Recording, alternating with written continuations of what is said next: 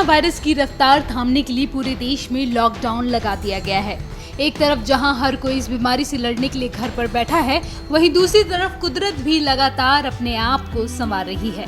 नए नए नजारे देखने को मिल रहे हैं।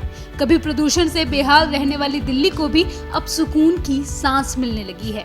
यही नहीं, देश की राजधानी अब शून्य प्रदूषण की ओर बढ़ चली है। लॉकडाउन के कारण वायुमंडल में प्रदूषण के स्तर में कमी साफ नजर आ रही है। देश भर में प्रदूषण के गिरते स्तर का वास्तविक पता लगाने के लिए IIT रुड़की के वैज्ञानिकों ने अध्ययन शुरू कर दिया है। शोध के शुरुआती नतीजे सकारात्मक आए हैं। हाल ही में ली गई सैटेलाइट इमेज के अध्ययन में पता चला है कि 23 मार्च से पहले दिल्ली में पृथ्वी की सतह के समीप वायुमंडल में विभिन्न गैसों का सांद्रण 0.0002 था, जो अब घटकर 0 के करीब पहुंच गया है। ये प्रदूषण मुक्त वायुमंडल का संकेत है।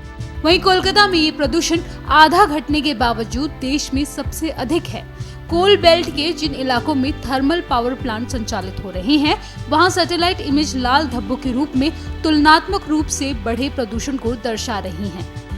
IIT रुड़की के अर्थ साइंस डिपार्टमेंट के वैज्ञानिक प्रोफेसर अरुण कुमार सराफ और प्रोफेसर अजंता गोस्वामी ने लॉकडाउन के मद्देनजर 23 मार्च के बाद सैटेलाइट से प्राप्त डाटा का विश्लेषण शुरू कर दिया है।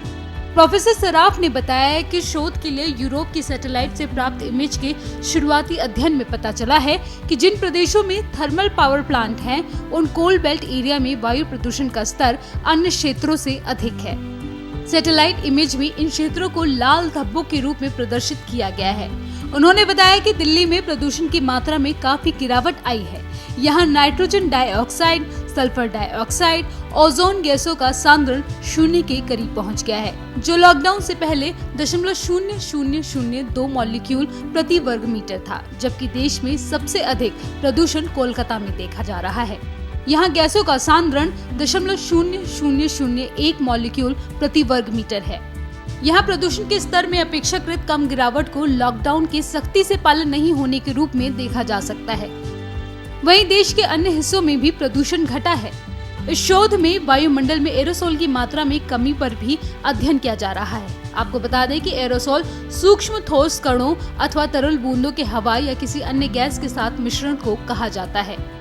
कोल बेल्ट में आने वाले पश्चिम बंगाल, उड़ीसा, बिहार, उत्तर प्रदेश और झारखंड के उन इलाकों में सैटेलाइट इमेज लाल धब्बों को दिखा रही हैं, जहां थर्मल पावर प्लांट संचालित हो रहे हैं। प्रोफेसर सराफ के मुताबिक इस समय किया गया अध्ययन अपने आप में आदर्श स्थिति को दर्शाएगा। लॉकडाउन खुलने के बाद ये साफ हो सकेगा कि वाहनों और फैक्ट्रियों के जरिए प्रदूषण की मात्रा कितनी बढ़ती है। सैटेलाइट से वायुमंडल के प्रदूषण का स्तर मापने के लिए डिजिटल इमेज प्रोसेस तकनीक का उपयोग किया जाता है।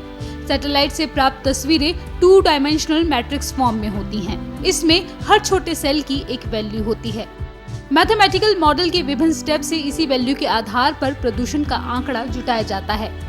प्रोफेसर AK सराफ ने बताया कि मैथमेटिकल मॉडल के जरिए कई स्टेप के तहत गणना होती है और इसके बाद ही प्रदूषण का स्तर बताया जाता है।